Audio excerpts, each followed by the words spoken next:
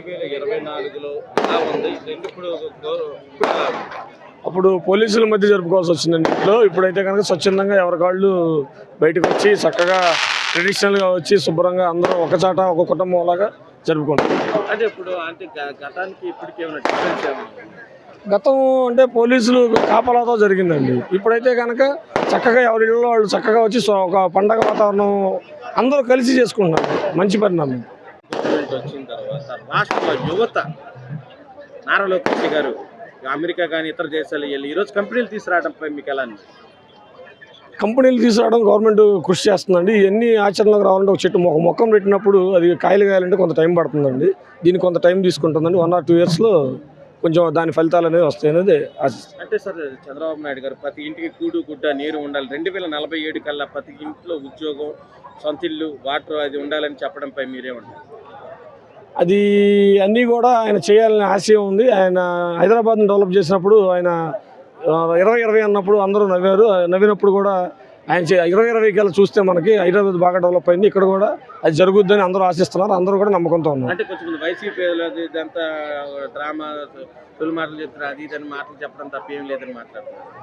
ఎన్నో రోడ్డు మీద వెళ్తాడు కుక్కలు మురుగుతూ ఉంటాయండి. కానీ అభివృద్ధి అనేది హైదరాబాద్లో జరిగి చూపించాడు ఆయన. ఇక్కడ కూడా చేసి చూపిస్తాడు. ఆయనకి ఇది లైఫ్ అంటే ఎత్తండి. ఆయన కూడా చివరి దశలో ఏదో చేయాలని ఆశతో అమరావతిని డెవలప్ చేయాలని ఆయన ఎంతో కష్టపడుతున్నాడు. సంక్రాంతి సంబరాలు ఎలా ఉన్నాయి? ఇప్పుడు ఎలా బాగానే ఉన్నాయండి. ఇప్పుడే బాగున్నాయి. 2025 బాగున్నాయి. 2024 ఎలా ఉంది? అంత ఇదేం లేదు. సంక్రాంతి అంటే బాగా చేసుకుంటారు ప్రతి సంవత్సరం. అవునండి. అప్పుడు అంత ఇదేం లేదు. అంత రౌడీజం. ఇప్పుడు అంతా ప్రజల పరిపాలన లాగా ఉంది ఇది. అది సార్ ఇప్పుడు చంద్రబాబు నాయుడు గారు వచ్చిన తర్వాత రాష్ట్రంలో రోడ్లు కానీ ఎలా ఉంది? బాగున్నాయి. చాలా బాగున్నాయి. ఏదో చచ్చిపోయాడు రోడ్లు పోవాలంటే ఎటు పోవాలన్నప్పుడు ఏ డొంక రోడ్డు వెళ్ళినా సూపర్గా ఉన్నాయి.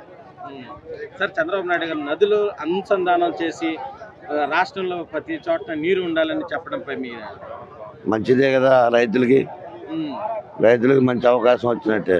పంటల పంట రైతు బాగుంటే రాజ్యం బాగుంటుంది. 2025 సంక్రాంతి సంబరాలకి మాటల్లో చెప్పలేని అనుభూతి.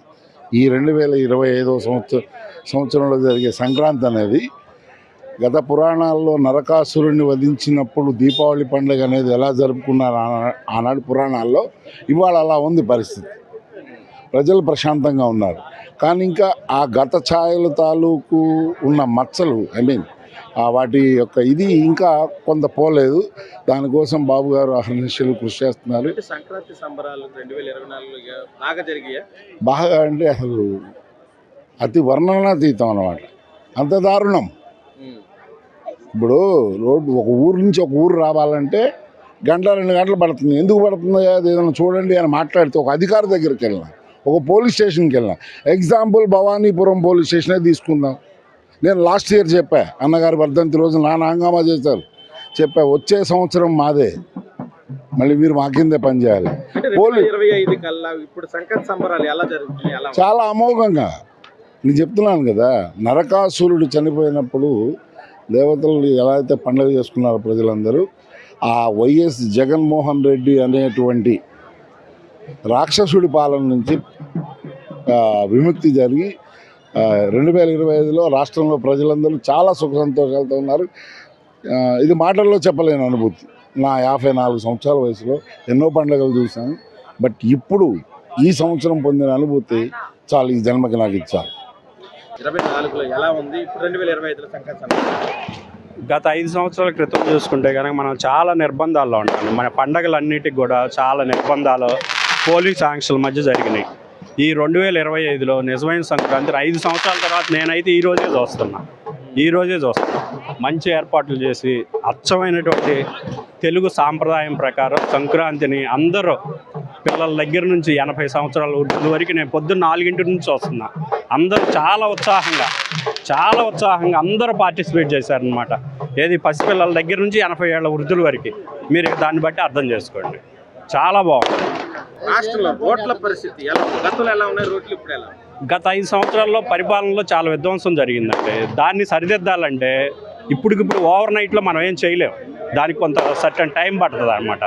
ఆ టైం ప్రకారం మనం ముందుకు వెళ్ళాలంటే ఒక ప్లానింగ్ ఉండాలి ఫస్ట్. ఆ ప్లానింగ్ ప్రకారం టైం పట్టిద్ది. ఒక 6 months 1 year పట్టిద్ది. ఈ వ్యవస్థలన్నీ చాలా గాడి తప్పినాయి. ఒక ట్రైన్ కనుక పట్టాలు తప్పితే దాన్ని ఎక్కియడానికి ఎంతమంది ఎన్ని క్రెయిన్లు ఇట్లా ఎక్కిస్తారో అట్లాగే దీని పరిపాలన గాడిలో పెట్టాలంటే 1 year పట్టింది. అంటే సార్ వైసీపీ వాళ్ళు అంటున్నారు ఇచ్చిన హామీలు ఇంకా అమలు చేయలేదు. సార్ ఇక్కడ స్టేట్కి ఫైనాన్షియల్ క్రైసిస్ చాలా ఉంది. స్టేట్కి చాలా ఫైనాన్షియల్ క్రైసిస్ ఉంది.